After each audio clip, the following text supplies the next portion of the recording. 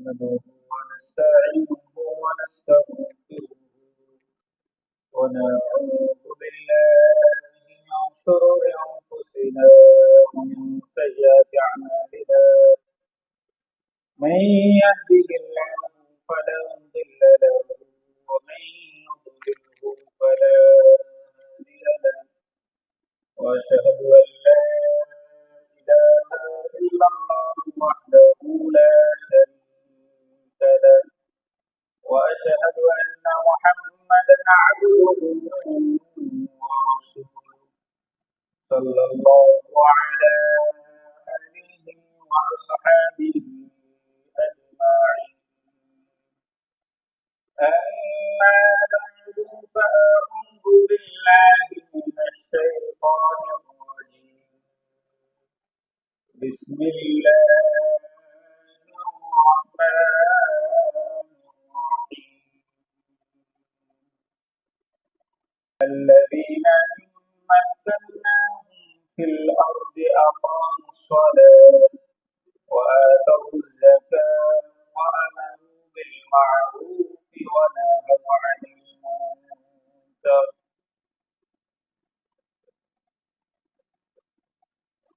وأيضا قال الله تعالى يمحق الله الربا ويربي الصدقات وقال النبي صلى الله عليه وسلم من أدى زكاة ماله فقد ذهب عنه شره أو كما قال النبي صلى الله عليه وسلم وقال تعالى في شأن حبيبه إن الله وملائكته يصلون على النبي يا أيها الذين آمنوا صلوا عليه وسلموا تسليما اللهم صل على محمد وعلى آل محمد كما صليت على إبراهيم وعلى آل إبراهيم إنك حميد مجيد اللهم بارك على محمد وعلى آل محمد كما باركت على إبراهيم وعلى آل إبراهيم إنك حميد مجيد আলহামদুলিল্লাহ আল্লাহ তাআলার দরবারে লাখো কোটি শুকরিয়া যে মহান রব্বুল আলামিন আমাদেরকে মাহে রমাদানের দ্বিতীয় জুমআতে আল্লাহর ঘর মসজিদের মধ্যে আমাদেরকে হাজির হওয়ার তৌফিক দান করেছেন এবং আল্লাহ তাআলার মহান হুকুম সালাতুল জুমআ আদায় করার উদ্দেশ্যে সুস্থ শরীরে আল্লাহ তাআলা আমাদেরকে তৌফিক দান করেছেন উপস্থিত হওয়ার এজন্য সেই মালিকের দরবারে দিল থেকে সকলে শুকরিয়া আদান কালিমাতুল শুকর পড়ে নি সকলে পড়ি আলহামদুলিল্লাহ সম্মানিত হাজিরিন মাহে রমাদান শুরু হয়েছে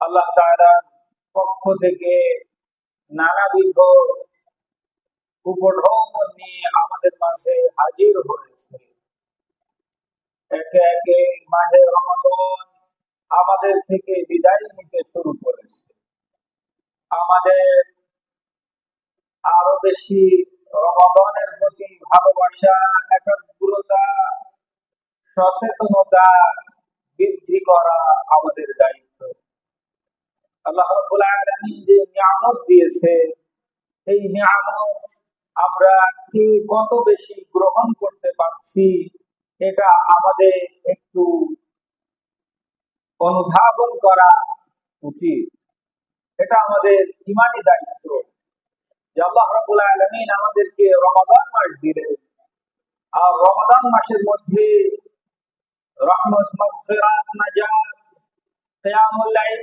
সিয়াম তাকওয়া গুনাহ মাফ জান্নাতের দরজা উন্মুক্ত জাহান্নামের দরজা বন্ধ এমনি ভাবে নানাবিধ যেই বিশেষ ঘোষণা আল্লাহ রাব্বুল আলামিন করেছেন আমাদেরকে এই সুযোগ আমাদেরকে লুফে নিতে হবে। এটা হলো বুদ্ধিমান ইমানদারের কাজ। সম্মানিত হাজিরিন, আল্লাহ রাব্বুল আলামিন আমাদেরকে যে সুযোগ করে দিয়েছে, সুস্থ রেখেছে, এই সময়ের কদর, সুস্থতার কদর, মূল্যায়ন, যথাযথ মর্যাদা আমাদের দেওয়া উচিত। সম্মানিত হাজিরিন, আমরা বিভিন্ন সময়ে প্রত্যেকটি জুমার মধ্যেই ভিন্ন ভিন্ন বিষয়ে আলোকপাত করার চেষ্টা আমরা করে থাকি। আজকে আমরা একটি গুরুত্বপূর্ণ বিষয় নিয়ে আপনাদের সম্মুখে আলোচনা করার নিয়ত করে হাজির হয়েছি। আল্লাহ রাব্বুল আলামিন বান্দাকে যতগুলি আহকাম দিয়েছে, আল্লাহর পক্ষ থেকে বিধিবিধান দিয়েছে, তার মধ্য থেকে আজকের আলোচ্য বিষয়টি একটি গুরুত্বপূর্ণ এবং জরুরি। কেন জরুরি? আল্লাহ তাআলা আমাদেরকে পছন্দ করে নির্বাচন করে একটি জীবন ব্যবস্থা দান করেছে, সেটার নাম হলো ইসলাম। কি নাম ভাই? আল্লাহ তাআলা আমাদেরকে যেই দিন দিয়েছে, এই দিনের নাম আল্লাহ নিজেই দিয়েছেন ইসলাম। আর এই ইসলামকে প্রতিষ্ঠিত করেছে আল্লাহ তাআলা 5টি পিলারের উপরে। রাসূলুল্লাহ সাল্লাল্লাহু আলাইহি ওয়াসাল্লাম হাদিসে মুবারকের মধ্যে বর্ণনা করছে যে আল্লাহ তাআলা যে নিয়ামত দিয়েছেন দ্বীন ইসলাম, এটা দণ্ডায়মান আছে, প্রতিষ্ঠিত হয়ে আছে 5টি বিষয়ের মধ্যে, 5টি পিলারের উপরে।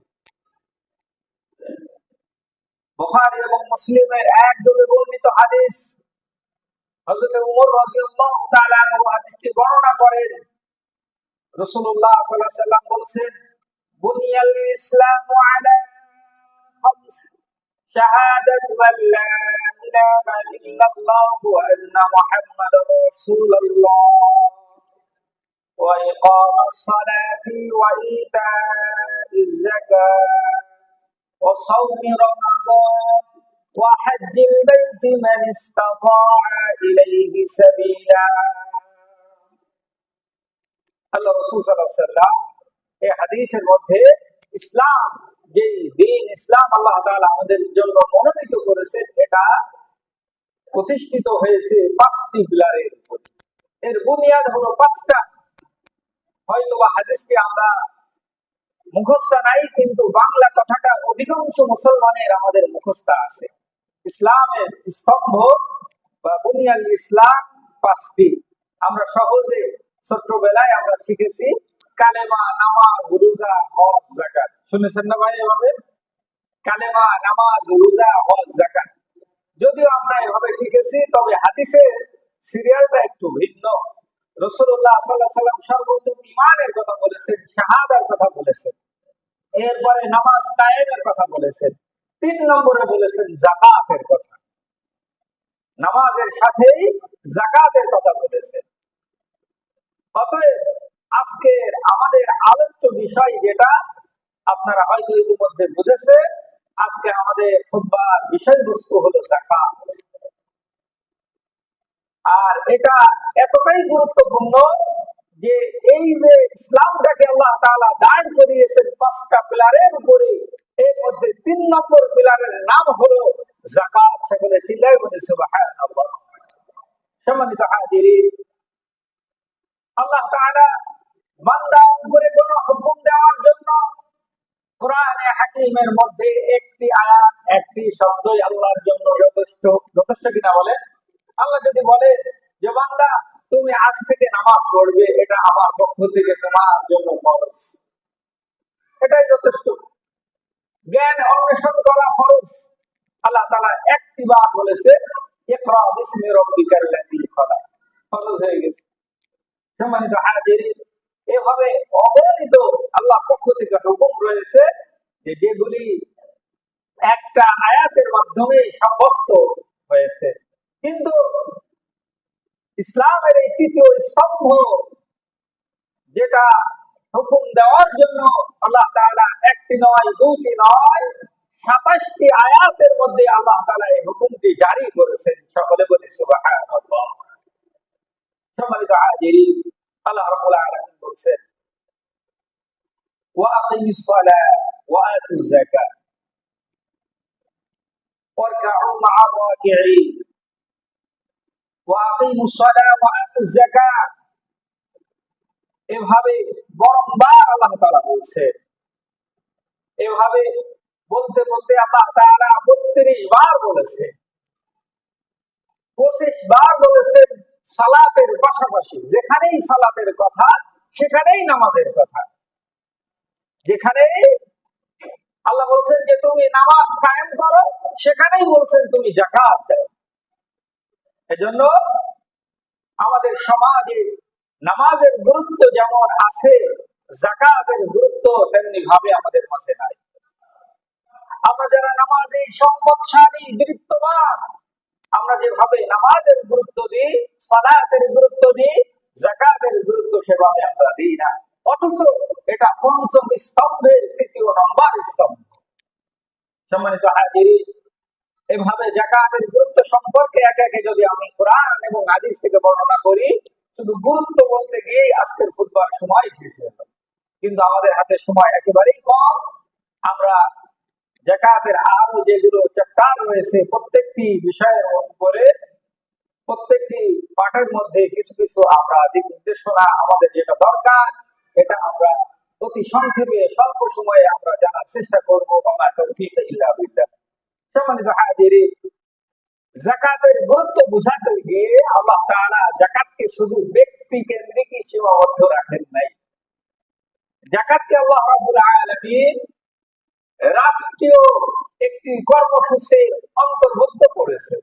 সুবহানাল্লাহ। আল্লাহ রাব্বুল আলামিন সূরা হজ্জের মধ্যে বলেন, আল্লাযীনা ইম্মাক্কানাহুম ফিল আরদি আকামুস সালাহ ওয়া আতাউয যাকাত ওয়া আমারু বিল মা'রুফি ওয়া নাহাউ আনিল মুনকার।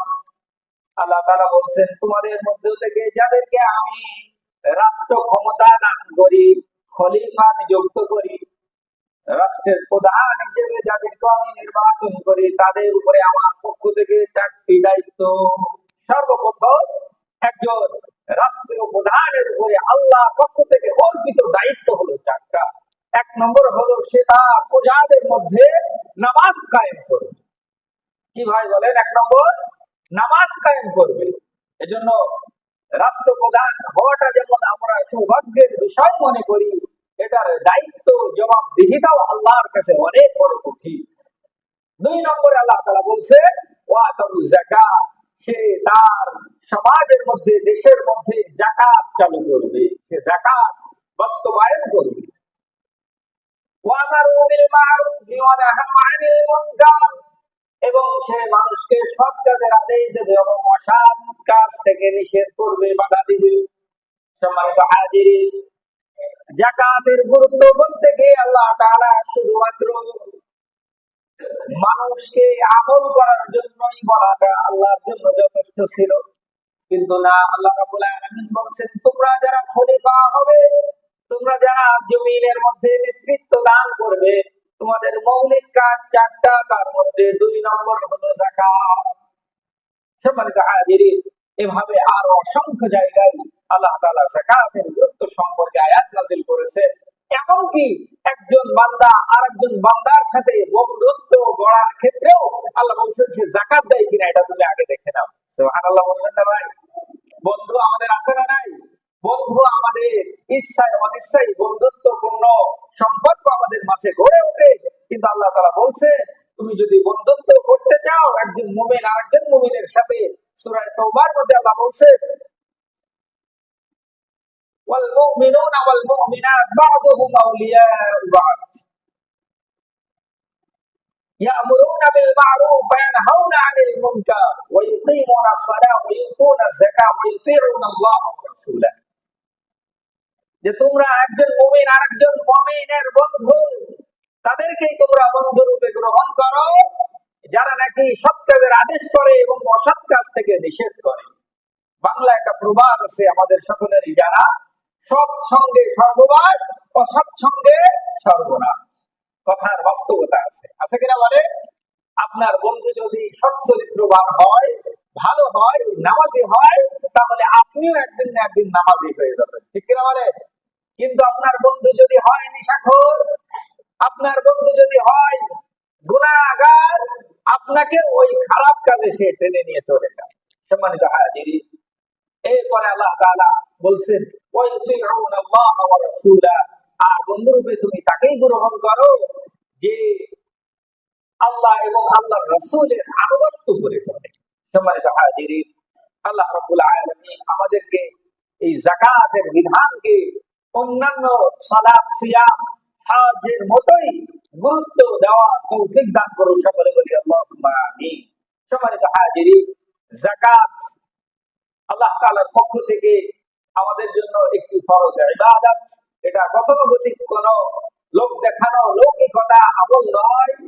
আমাদের মধ্যে যারা আমরা যাকাত দিই, রিয়া ঢুকে যাই, এটা আমাদেরকে পরিহার করতে হবে এবং এটা একনিষ্ঠ ভাবে আল্লাহর জন্য হতে হবে।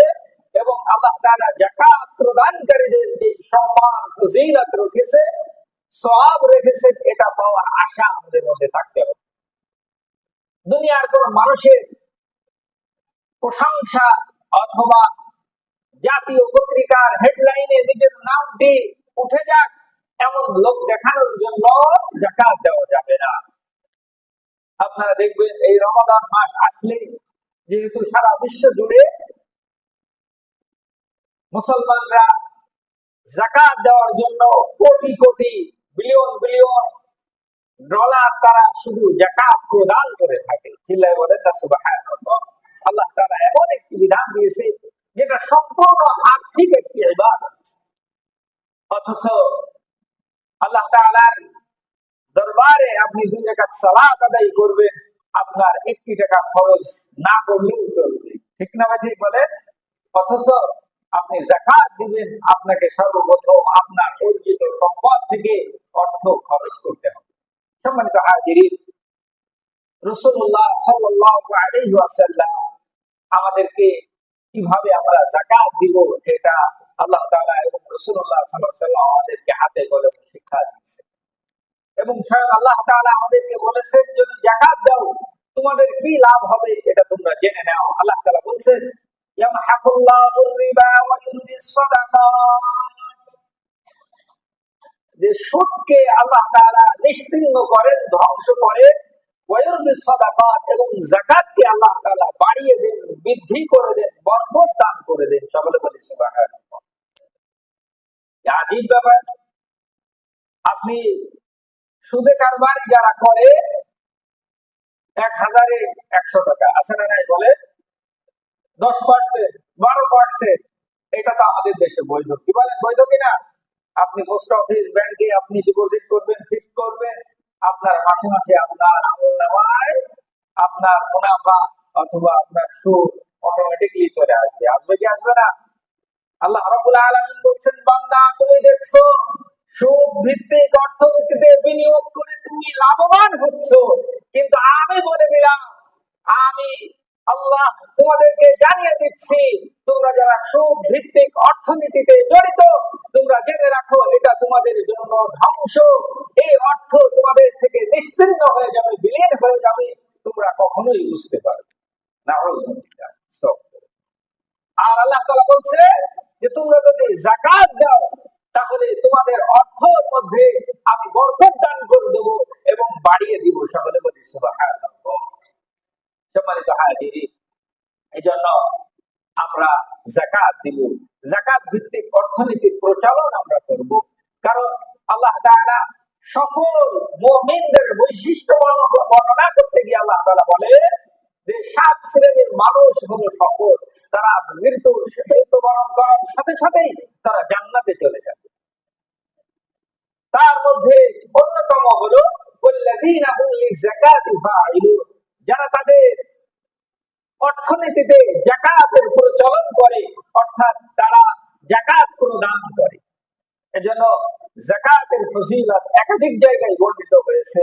অন্য আয়াতে আল্লাহ তাআলা বলেছেন, ইন্নাল্লাযীনা আমানু ওয়া আমিলুস সালিহাত ওয়া আকামুস সালাতা ওয়া আতাউয যাকাতা লাহুম আজরুহুম ইনদা রাব্বিহিম ওয়া লা খাউফুন আলাইহিম ওয়া লা হুম ইয়াহজানুন। সূরা বাকারার 277 নম্বর আয়াতের মধ্যে আল্লাহ তাআলা বলেছেন, হে ঈমানদারগণ, ইন্নাল্লাযীনা আমানু ওয়া আমিলুস সালিহাত, তোমাদের মধ্যে যারা আমল সালেহ করবে, ওয়া আকামুস সালাত, সালাত কায়েম করবে, ওয়া আতাউয যাকাত, তোমাদের মধ্যে যারা যাকাত দেবে, লাহুম আজরুহুম ইনদা রাব্বিহিম, তাদের রবের পক্ষ থেকে তাদের জন্য রয়েছে মহা প্রতিদান। সুবহানাল্লাহ। ওয়া লা খাউফুন আলাইহিম, এবং তোমরা জেনে রাখো তাদের কোনো ভয় নাই, তাদের কোনো ভয় নাই। ওয়ালা হুম ইয়াহজানুন, এবং তারা চিন্তিত হবে না। সম্মানিত হাজিরিন, আপনার ইনকাম অল্প হোক বেশি হোক, আপনার উপরে যদি যাকাত ফরজ হয়ে যায় আর আপনি যদি যাকাত প্রদান করেন, তাহলে আপনি আল্লাহ তাআলার পক্ষ থেকে আপনি থাকবেন টেনশন মুক্ত, ভয় মুক্ত জীবন আল্লাহ তাআলা আপনাকে দান করবেন। সুবহানাল্লাহ।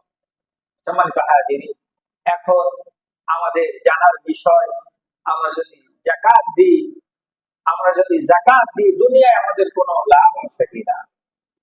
রাসূলুল্লাহ সাল্লাল্লাহু আলাইহি ওয়াসাল্লাম বলেছেন, মান আদ্দা যাকাতা মালিহি ফাকাদ যাহাবা আনহু শাররু, যে যারা যাকাত দেয়, আল্লাহ রাব্বুল আলামিন যাকাত দেওয়ার মাধ্যমে তার সম্পদের অকল্যাণ, বিপদ বালা মুসিবত যেটা থাকে, যাকাত দেওয়ার মাধ্যমে আল্লাহ তাআলা এটা দূর করে দেন। সকলে বলি সুবহানাল্লাহ। এটা দুনিয়ার লাভ। আপনি যদি যাকাত দেন, আপনি থাকবেন অকল্যাণ মুক্ত, আপনি থাকবেন বিপদ মুক্ত, আপনার সম্পদের যত খারাপই আছে এগুলি আল্লাহ তাআলা বের করে দিবেন। সম্মানিত হাজিরিন, এখন আমাদের জানার বিষয়, আমাদের কোন কোন সম্পদে বা কতটুকু সম্পদ থাকলে আমাদেরকে যাকাত দিতে হবে। রাসূলুল্লাহ সাল্লাল্লাহু আলাইহি ওয়াসাল্লাম সর্বমোট 5 ধরনের সম্পদশালী যারা, অথবা একাধিক সম্পদের মালিকও যদি কেউ হয়, তাহলে তাকে যাকাত দিতে হবে। এবং কি পরিমাণ দিতে হবে এটারও সংজ্ঞা রাসূলুল্লাহ সাল্লাল্লাহু আলাইহি ওয়াসাল্লাম বলেছে। সেটি হলো, যাকাতের একটি নিসাব রয়েছে, আর নিসাবের পরিমাণ হলো 7.5 ভরি স্বর্ণ অথবা 52.5 ভরি রৌপ্য। এই পরিমাণ সোনা রূপা অথবা নগদ অর্থ অথবা ব্যবসায়ী সম্পদ যদি কোনো ব্যক্তির নিকটে জমা থাকে, তাহলে ওই ব্যক্তির উপরে যাকাত ফরজ হয়ে যায়। তো সম্পদকে বিশ্লেষণ করলে সর্বমোট 5 ধরনের সম্পদের উপরে যাকাত দেওয়া ফরজ। 1 নম্বর হলো বিচরণশীল গবাদি পশু, চতুষ্পদ জন্তু, যেটা মানুষ লালন পালন করে, গরু, মহিষ, ভেড়া, ছাগল, দুম্বা, উট ইত্যাদি। এখন প্রশ্ন হলো, বিচরণশীল বলতে কি বোঝায়? সম্মানিত হাজিরিন, এটা রেওয়াজ মধ্যপ্রাচ্যের মধ্যে বেশি আছে, আমাদের দেশেও অঞ্চলে এটার একটা প্রচলন আছে, আমাদের অঞ্চলে খুবই কম। অর্থাৎ যেই মানুষগুলো পশু লালন পালন করে খোলা মাঠে ছেড়ে দিই, অর্থাৎ সকাল হলে ঘর থেকে পশু ছেড়ে দেয়, মাঠে খাওয়ায় খাওয়ায় রাখালের মাধ্যমে সন্ধ্যা হলে আবার বাড়ি ফিরে আসে। আমাদের এই অঞ্চলে এক সময় ছিল, এখন নেই বললেই চলে। ঠিক না? ঠিক বলে। সম্মানিত হাজিরিন, এই জাতীয় পশু যদি কারো থাকে, এই পশুর উপরে যাকাত দিতে হবে। 2 নম্বর, সোনা এবং রূপা। আগেই বললাম 7.5 ভরি স্বর্ণ এবং 52.5 ভরি রূপার মালিক যদি কেউ হয়, তাহলে নির্দিষ্ট শুধু স্বর্ণেরও যদি এই পরিমাণ মালিক হয়, তাহলে তাকে যাকাত দিতে হবে। সম্মানিত হাজিরিন, 3 নম্বর হলো নগদ অর্থ। আপনার কাছে সোনাও নাই, রূপাও নাই, কিন্তু নগদ অর্থ আছে, তাহলে আপনাকে এখন কনভার্ট করতে হবে বর্তমান আজকের বাজার মূল্য, বা আপনি যেই মাসে যাকাত বের করবেন, হিসাব করবেন যেই দিন, এই 7.5 ভরি স্বর্ণ অথবা 52.5 ভরি রৌপ্যের বর্তমান বাজার মূল্য কত। উলামায়ে কেরামরা পরামর্শ দিয়েছে যে যাকাত যেহেতু গরিবদের দিকে লক্ষ্য রেখে আল্লাহ তাআলা বিধান দিয়েছে, সেহেতু রৌপ্যটা ধরলেই গরিবরা বেশি উপকৃত হতে পারে। কারণ 7.5 ভরি স্বর্ণের দাম এখনকার বাজার অনুযায়ী অনেক বেশি, কিন্তু আপনি যদি রৌপ্যের নিসাব ধরে তাহলে দেখা যাবে 1,25,000 মতো এখনকার বাজার অনুযায়ী আসবে। সম্মানিত হাজিরিন, তো এটাকে নিসাব ধরে এই পরিমাণ টাকা এখন আপনার নিকটে আছে কিনা। সম্মানিত হাজিরিন, এটার ক্ষেত্রে 1 মিনিট বিস্তারিত বলতে হয়। সেটা হলো, টাকা আমাদের বর্তমান আধুনিক যুগে কারোর কাছেই থাকে না। থাকে বলে লক্ষ লক্ষ টাকা কেউ কি এখন বাড়িতে রাখে? ভাই, কেউ রাখে না। এমনকি এখন ব্যাংকেও রাখে না। কখন ব্যাংক দেউলিয়া হয়ে যায়, বিভিন্ন সময় বিভিন্ন গুজব ছড়িয়ে যায়, মানুষ এখন হতাশা, ব্যাংকের উপরেও আগের মতো আর আস্থা নাই। ঠিক না ভুল বললাম ভাই? মানুষ এখন কিছু টাকা জমলেই কোথায় লাভ আছে সেখানে মানুষ ইনভেস্ট করতে, ব্যবসায় লাগিয়ে রাখতে মানুষ এখন বেশি ইচ্ছা পোষণ করে। সম্মানিত হাজিরিন, এই জন্য আপনার নগদ অর্থ যেখানেই থাকুক না কেন, ব্যবসায় যাওয়ার আগ পর্যন্ত এই 3 নম্বর অপশনে আপনার উপরে যাকাত ফরজ। সেটা ব্যাংকে থাকুক, ডিপিএস এ থাকুক, অথবা ডিপোজিটে থাকুক, অথবা ফিক্সড ডিপোজিটে থাকুক, অথবা আপনার টাকা আপনি স্বেচ্ছায় কাউকে ফরজে হাসানা তথা হাওলাত বা ঋণ দিয়ে রেখেছে, এটারও আপনাকে যাকাত দিতে হবে।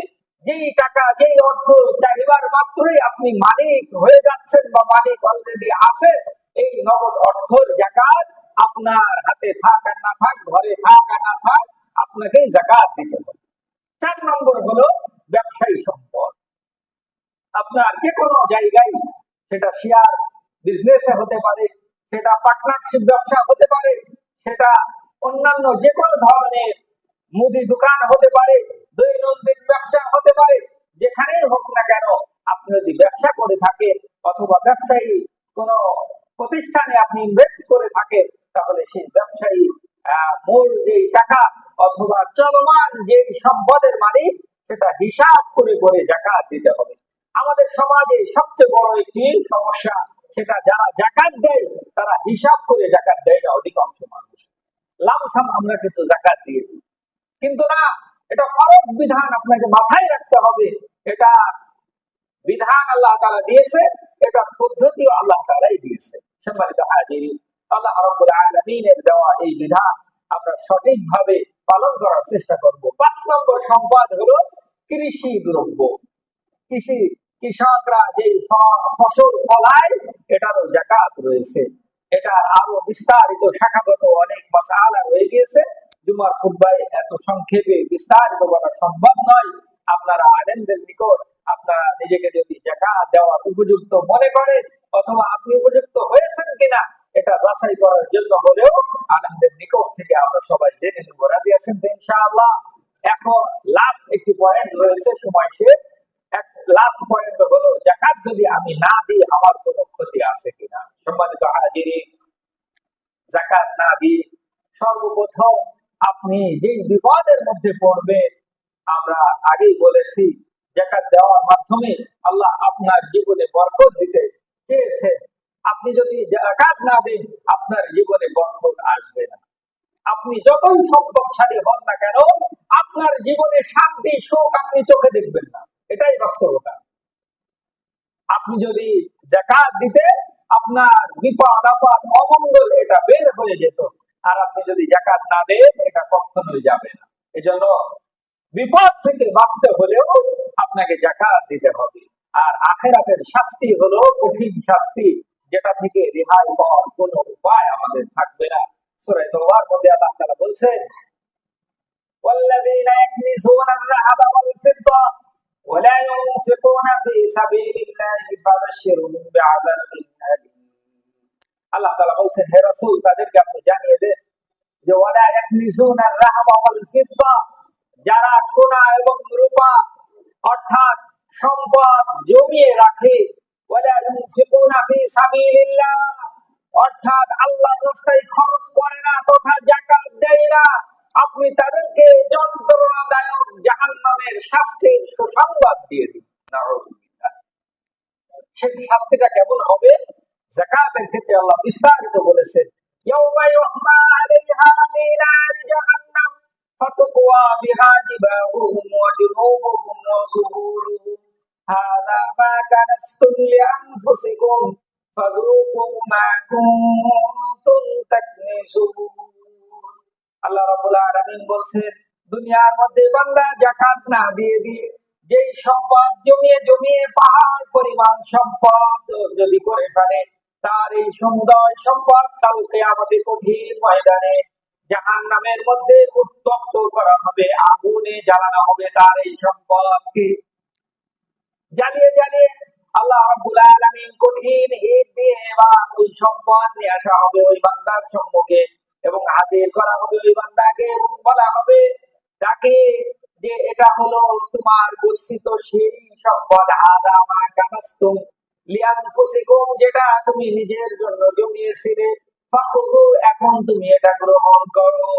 এবং সেটা দ্বারা আলা ইয়াউমা ইউহমা আলাইহা ফি নারি জাহান্নাম ফাতুকওয়া বিহা জিবাহুহুম ওয়া যুহুরুহুম, সেটা দ্বারা তার কপালের মধ্যে এবং তার পাঁজরের মধ্যে এবং তার পিঠে সেক দেওয়া হবে, অগ্নিতে গরম করে সেই সম্পদ দিয়ে তাকে সেক দেওয়া হবে। সম্মানিত হাজিরিন, আল্লাহ কোরআনে আযাবের বিস্তারিত বর্ণনা আল্লাহ তাআলা কেবলমাত্র যাকাতের ক্ষেত্রেই বলেছে। এটা কেমন শাস্তি হবে কোরআনের মধ্যে বিস্তারিত। অন্যান্য আমল তরক করলে কি গুনাহ হবে হাদিসে আমরা বিস্তারিত পাই, কিন্তু আপনি যদি যাকাত না দেন তাহলে আল্লাহ তাআলা কোরআনেই সেই আযাবের কথা বর্ণনা করেছেন। এজন্য এই কঠিন আযাব থেকে বাঁচতে হলে আমাদেরকে যাকাত দিতে হবে। রাজি আছেন ইনশাআল্লাহ? আজকে আমরা বাড়ি গিয়ে জেনে নিব অথবা ইন্টারনেটে সার্চ দিলে আপনি পেয়ে যাবেন যে 52 ভরি রূপের আজকের বাজার মূল্য কত। যেই মূল্য থাকবে সেই মূল্য গুণ 52, 52.5 আপনি দিয়ে গুণ করলে যে হিসাবটা আপনার সামনে আসবে, এই পরিমাণ সম্পদ যদি আপনার থাকে, সেটা ব্যবসায়ী সম্পদ হতে পারে, নগদ অর্থ হতে পারে, সোনা রূপা হতে পারে, আপনাকে তাহলে যাকাত দিতে হবে। সম্মানিত হাজিরিন, আল্লাহ রাব্বুল আলামিন আমাদের মধ্যে যাদেরকে বিত্তশালী করেছে, যাকাত দেওয়ার মতো উপযুক্ত করেছে, আমরা যাকাত দিব। রাজি আছেন ইনশাআল্লাহ? আল্লাহ তাআলা কবুল করুন, সকলে বলি আল্লাহুম্মা আমিন। পাশাপাশি নফল ওয়াজিব যে দান রয়েছে, সাদাকা রয়েছে, বিশেষ করে সাদাকাতুল ফিতর আপনারা অনেকেই শুনতে আগ্রহী। সাদাকাতুল ফিতর আমরা সবাই দিব, বিশেষ করে যারা রোজা থাকে অথবা এই নিসাবের মালিক যারা, তাদের উপরে ফিতরা দেওয়াটা ওয়াজিব হয়ে যায়। যদিও যাকাত এবং ফিতরার মধ্যে মৌলিক একটি ব্যবধান আছে ওয়াজিব হওয়ার ক্ষেত্রে, সেটি হলো যাকাত ফরজ হওয়ার জন্য 1 বছর সম্পদ স্থায়ী হওয়া লাগে। 1 বছর যদি সম্পদের উপরে অতিবাহিত হয় তাহলে যাকাত দিতে হয়। আর ঈদুল ফিতরের দিন, যেদিন আমরা রোজা শেষ করি, ফিতর করি, ভঙ্গ করি, ওই দিন যদি এই পরিমাণ নিসাব পরিমাণ সম্পদের মালিক আমরা হই, তাহলে আপনাকে যাকাত দিতে হবে। অর্থাৎ ফিতরা দেওয়ার জন্য 1 বছর সম্পদ থাকা শর্ত নয়, আর যাকাত খরচ হওয়ার জন্য 1 বছর সম্পদ থাকা, স্থায়ী হওয়া, এটা শর্ত। সম্মানিত হাজিরিন, এজন্য ফিতরা আপনারা সকলেই শুনতে চান। ফিতরা মূলত সুন্নাহ মোতাবেক রাসূলুল্লাহ সাল্লাল্লাহু আলাইহি ওয়াসাল্লাম 4টি জিনিস দিয়ে দিতে বলেছেন এবং 4টির পরিমাণ বলেছেন। আমরা ঢালাও ভাবে শুনি হুজুর এবছর ফিতরা কত টাকা, এটা আসলে সুন্নাহ সম্মত না। রাসূলুল্লাহ সাল্লাল্লাহু আলাইহি ওয়াসাল্লাম 4 ধরনের সম্পদ বা খাদ্য দ্রব্য দিয়ে ফিতরা দিতেন এবং সাহাবীদেরকে দিতে বলেছেন। সেটা হলো 1 নম্বর হলো খেজুর, কিশমিশ, পনির এবং জব বা আটা, গমের আটা অথবা জবের আটা। সম্মানিত হাজিরিন, এজন্য তিনটা পরিমাণ আছে। আপনি যদি খেজুর দ্বারা, পনির দ্বারা এবং কিশমিশ দ্বারা দেন তাহলে 1 সা, আর 1 সা আমাদের এখনকার আধুনিক যুগের মাপ অনুযায়ী 3 কেজি 300 গ্রাম। আর যদি আপনি আটা বা গমের আটা অথবা জবের আটা দিয়ে দেন তাহলে আপনাকে 1 কেজি 650 গ্রাম, অর্ধ সা। সম্মানিত হাজিরিন, এটার একটা ব্যাখ্যা আছে, কারণ রাসূলুল্লাহ সাল্লাল্লাহু আলাইহি ওয়াসাল্লামের যুগে খেজুর, পনির, কিশমিশ যত সহজে পাওয়া যেত, আরব দেশের আটা এত সহজে পাওয়া যেত না। সম্মানিত হাজিরিন, এজন্য আমরা ফিতরা দেওয়ার ক্ষেত্রে ঘুরিয়ে ফিরিয়ে 4টি বস্তু ওজন সম পরিমাণ দেওয়ারই চেষ্টা করব। আপনি এক বছর কিসমিস দিয়ে দেন, এক বছর খেজুর দিয়ে দেন, এক বছর পনির দিয়ে দেন, এক বছর আটা দিয়ে দেন, তাহলে সবগুলোর সুন্নতি আমাদের আদায় হবে। সম্মানিত হাজিরিন, ফিতরা দেওয়ার ক্ষেত্রে ফুকাহা কেরামরা একমত যে আপনি চাইলে পণ্য দিয়েও দিতে পারেন, আবার এই পণ্য সমপরিমাণ দামও আপনি দিতে পারেন। আমাদের বাংলাদেশের ফিকহি বোর্ড বা ইসলামিক ফাউন্ডেশন তারা সিদ্ধান্ত জানিয়েছে যে এবছরে সর্বনিম্ন, অর্থাৎ যেটা একেবারেই সর্বনিম্ন দিনে আপনার পক্ষ থেকে আদায় হয়ে যাবে আটা অনুযায়ী, সেটা হলো 110 টাকা। 110 টাকা লোকাল বাজারে কিছুটা কম, এটা রাজধানীর হিসাব অনুযায়ী। আর আপনি যদি অন্যান্য খেজুর কিসমিস দিয়ে দেন তাহলে 2805 টাকা, এটা হলো সর্বোচ্চ। সম্মানিত হাজিরিন, তো যে কোনোটা দিলেই বা এটা বাড়ানো কমানো যায়, আমরা অনেক সময় বুঝি না, 110 করে দিই না। আপনার যদি সাধ্য থাকে 200, 300, 400, 500 হারেও আপনি দিতে পারেন, এটা আল্লাহ তাআলা কবুল করবেন ইনশাআল্লাহ।